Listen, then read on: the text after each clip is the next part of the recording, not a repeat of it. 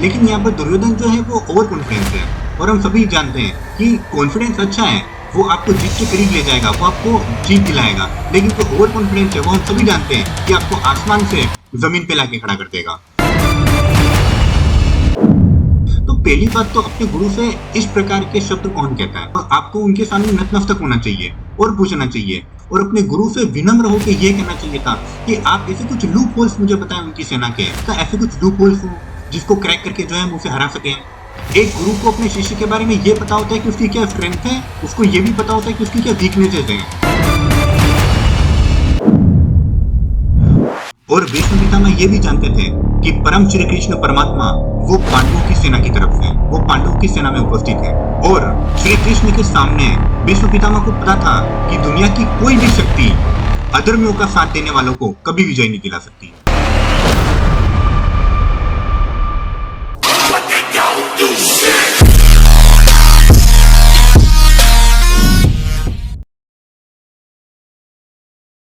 तो आइए अगले श्लोक स्टार्ट करते हैं।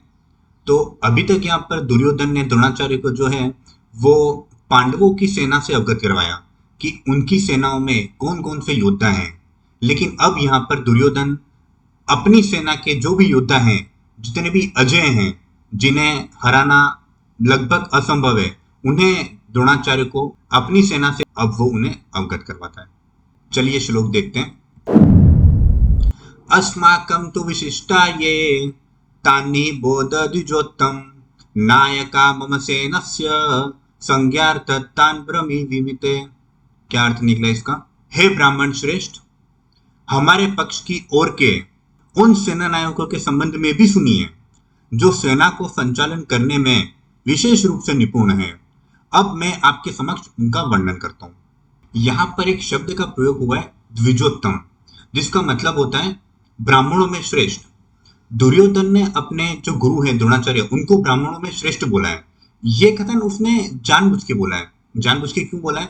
क्योंकि जो द्रोणाचार्य थे वो कोई योद्धा नहीं है, वो कोई युद्ध में लड़ने वाले योद्धा नहीं है, वो सिर्फ सैन्य बल की शिक्षा देते हैं। तो दुर्योधन ये जानता था कि द्रोणाचार्य जो है वो योद्धा नहीं है, तो हो सकता है कि युद्ध करते समय उनका जो है मनोबल टूटे, क्योंकि एक तो सामने उनके सारे प्रिय शिष्य पांडव हैं और अर्जुन जो उनका प्रिय शिष्य है, तो उनसे युद्ध करते समय उनका कोई पराक्रम जो मनोबल है वो न टूट जाए।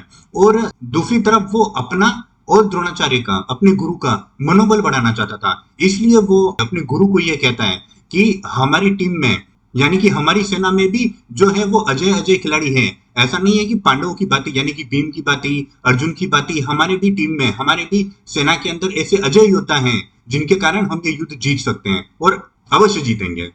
अब मैं आपके सामने 3 श्लोक एक साथ पढ़ूंगा। अब यहाँ पर दुर्योधन जो है वो अपने सेना नायकों के जो है नाम बताता है कि कौन कौन योद्धा, कौन कौन सेना नायक हैं जो अजय हैं उसकी टीम के अंदर। भवान भीष्मच्च कर्णच्च कृपश्च समितिंच्य अश्वत्थामा विकर्णच्च सोमदत्त अस्ति तथैव च। इस सेना में सदा विजय रहने वाले आपके समान भीष्म, कर्ण, कृपाचार्य, अश्वत्थामा, विकर्ण तथा सोमदत्त का पुत्र भूरिश्रवा आदि महापराक्रमी योद्धा हैं जो युद्ध में सदा विजेता रहे हैं। अन्ये च बहव शूरा मदर्थे त्वक्त जीविता नाना शस्त्र प्रहारणा सर्वे युद्ध विशारदा। यहाँ हमारे पक्ष में अनेक महायोद्धा भी हैं जो मेरे लिए अपने जीवन का बलिदान करने के लिए तत्पर हैं। वे युद्ध कौशल में पूर्णतया निपुण और विविध प्रकार के शस्त्रों से सुसज्जित हैं। अपर्याप्तम तदस्माकं बलम भीमाभिरक्षितम पर्याप्तम त्विमे तेषां बलम भीमाभिरक्षितम। हमारी शक्ति असीमित है और हम सब महान सेना नायक भीष्म पितामह के नेतृत्व में पूरी तरह से संरक्षित हैं, जबकि पांडवों की सेना की शक्ति भीम द्वारा भली भांति रक्षित होने के पश्चात भी सीमित है। यहाँ पर दुर्योधन ने अपने जितने भी सेना नायक हैं, जितने भी योद्धा हैं, उन सभी के नाम बताएं जो कि आज तक किसी भी युद्ध में हारे नहीं हैं, हर युद्ध में वो विजयी हुए हैं। तो ऐसे ऐसे महान सेना नायक की जो तुलना है वो पांडव की सेना के भीम से, जो कि उनकी सेना के सेना नायक थे, यानी कि सेनापति थे। तो वो आप यहाँ पर एक शब्द नोटिस करोगे कि बार बार वो जो है भीम से तुलना कर रहा है, जो कि मैंने आपको पहले भी बताया था कि दुर्योधन ने बचपन से भीम से इतनी कुटाई खाई है, इतनी मार खाई है, तो उसको ऐसा लगता है कि अगर भीम को निपटा दिया तो भाई अपन युद्ध जीत गए। बस वो भीम से डरता था कि एक अगर भीम इनकी टीम में से अगर भीम जो है भीम को हरा दिया गया, अगर भीम इनकी सेना के अंदर से मारा जाए तो जो है हम ये युद्ध जीत जाएंगे, उसके बाद हमें युद्ध में कोई नहीं हरा सकता। तो भीम से बड़ा डरता था वो। तो थोड़ा सा अगर आप अपना दिमाग लगाओगे, थोड़ा सा अगर आप सोचेंगे तो आपको आइडिया लगेगा कि ये दुर्योधन नहीं बोल रहे हैं, ये दुर्योधन का घमंड बोल रहा है, ये उसका अहंकार बोल रहा है कि इतने सारे जो योद्धा हैं, 90 श्लोक के अंदर आप देखोगे कि जितने भी योद्धा हैं वो सारे मेरे लिए मरने के लिए, बलिदान देने के लिए तत्पर है। मतलब कि ठीक है, आपका कॉन्फिडेंस समझ में आता है, लेकिन यहाँ पर दुर्योधन जो है वो ओवर कॉन्फिडेंस है। और हम सभी जानते हैं कि कॉन्फिडेंस अच्छा है, वो आपको जीत के करीब ले जाएगा, वो आपको जीत दिलाएगा, लेकिन जो ओवर कॉन्फिडेंस है वो हम सभी जानते हैं कि आपको आसमान से जमीन पे लाके खड़ा कर देगा। तो दुर्योधन का जो ये ओवर कॉन्फिडेंस है, जो एक डर है, वो आपको दिखाई देगा उसके शब्दों के अंदर। तो वो यहाँ पर अपने सेना नायकों के नाम नहीं बता रहा है, वो ये बता रहा है कि भाई मैं डरा हुआ हूं। वो अपने मनोबल को बढ़ाना चाहता है, इस युद्ध में हमारी जीत अवश्य होगी, वो अपने मनोबल को बढ़ाने के लिए ये शब्द कह रहा है। और दूसरी बात यह है कि आप अपने गुरु के पास खड़े हो, आप अपने गुरु के चरणों के पास हो, जिनसे आपको विद्या मिली है, जिनसे आपने इतना सैन्य बल, अपनी शिक्षा, अपनी राजपाट की शिक्षा, जो हर प्रकार की शिक्षा जो आपने अपने गुरु से ली है। तो पहली बात तो अपने गुरु से इस प्रकार के शब्द कौन कहता है? भाई आपको यहाँ पे अपनी सेना नायकों के नाम बताने से अच्छा है आपको ये पूछना चाहिए, आपको उनके सामने नतमस्तक होना चाहिए और पूछना चाहिए कि हे गुरुदेव, जब आप पांडवों को शिक्षा दे रहे थे, क्या ऐसी कोई विद्या है जो आपने पांडवों को नहीं दी? क्या ऐसी कोई विद्या है जो आप पांडवों को देना भूल गए थे? क्या ऐसी कोई विद्या है जो आप मुझे सिखाइए और उस शक्ति से जो है मैं इनका नाश कर सकूं या फिर मैं इन्हें हरा सकूं? तो उसको इस प्रकार के शब्दों का जो है इस्तेमाल करना चाहिए था और अपने गुरु से विनम्र होकर यह कहना चाहिए था कि आप ऐसे कुछ लूप होल्स मुझे बताएं उनकी सेना के, या अर्जुन के, भीम के, नकुल के, सहदेव के, पांडवों के, उनकी सेना में जितने भी है, जिन जिनको आपने विद्या दी है, जिन जिनको आपने शिक्षा दी है, उनके लूप होल आप मुझे बताइए। उन लूप होल के ऊपर आपको काम करना चाहिए कि जो विद्या अर्जुन वगैरह के पास है वो तो हमारे पास नहीं है, लेकिन क्या पता ऐसे कुछ लूप होल्स हो जिसको क्रैक करके जो है हम उसे हरा सकें।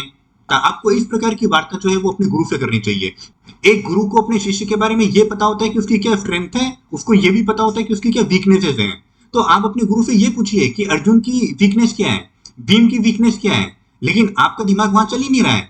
आप तो बस अपनी सेना की तारीफ में लगे हुए हो कि मेरे पास ये है, मेरे पास यही होता है, मेरे पास वो होता है, क्या है ये?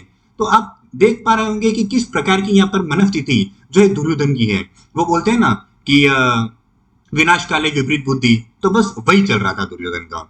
जब इंसान का विनाश निकट आता है ना, तो उसकी विपरीत बुद्धि ही चलती है, और यहाँ पर दुर्योधन का जो था वो विनाश निकट आ चुका था, तो ऑब्वियसली उसकी बुद्धि जो थी वो विनाश की तरफ जा रही थी। दुर्योधन ने यहाँ पर अंतिम श्लोक में भीष्म पितामह की जो है तारीफ करी है कि भीष्म पितामह द्वारा रक्षित, जो कि उनकी सेना के महान सेना नायक, जो कि सेनापति थे, भीष्म पितामह द्वारा रक्षित हमारी सेना की जो शक्ति है वो असीमित है, यानी कि उसे हराना असंभव है।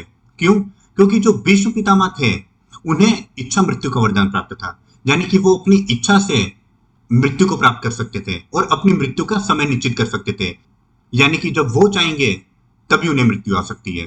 तो ये दुर्योधन को पता था। तो इस चीज को जानते हुए दुर्योधन को ऐसा लगा कि इस युद्ध में हमारी जो जीत है वो निश्चित है। भीष्म पितामह जो हैं वो कौरवों तथा पांडवों दोनों का हित चाहते थे, दोनों का कल्याण चाहते थे, लेकिन पांडवों के प्रति करुणा का भाव होने से वो उनके सामने तन मन धन से युद्ध करने से रोकता था कि वो अपने ही बच्चों के सामने युद्ध कैसे करें।